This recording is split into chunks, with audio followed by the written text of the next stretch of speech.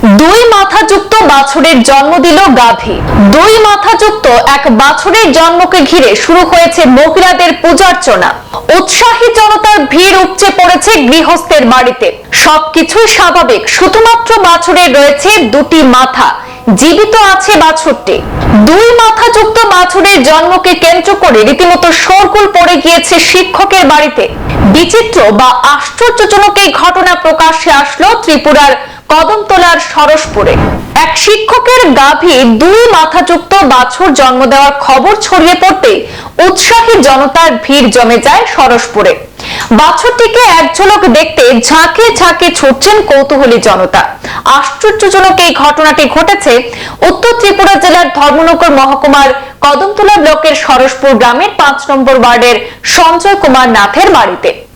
জানা গেছে পেশায় তিনি একজন শিক্ষক, আর সেই শিক্ষকের একটি গাভী বৃহস্পতিবার সকাল আনুমানিক ৭টা নাগাদ একটি বাছুরের জন্ম দেয়।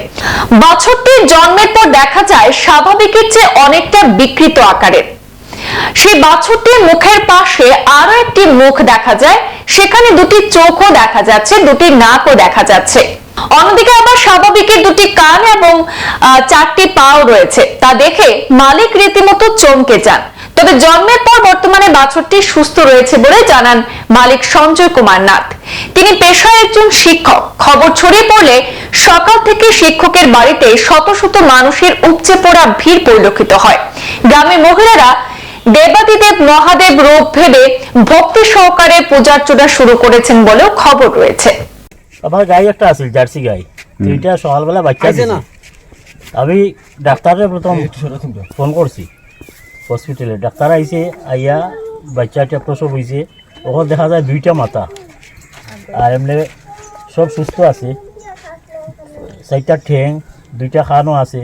খারও মুখ কয়টা? মুখ 2টা, মাথা 2টা, মুখ 2টা, চোখ 4টা, খান 2টা। কান 2টা।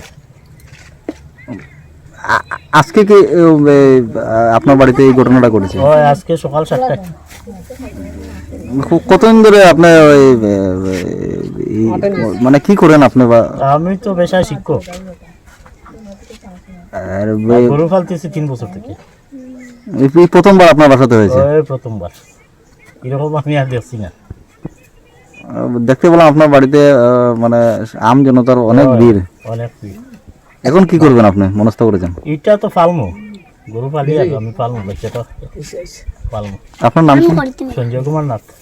এটা কোন জায়গায়? এটা সরসপুর ৫ নম্বর ওয়ার্ড। সংবাদ এই পর্যন্তই, ফিরছি পরবর্তী অন্যান্য আপডেট নিয়ে। ধন্যবাদ।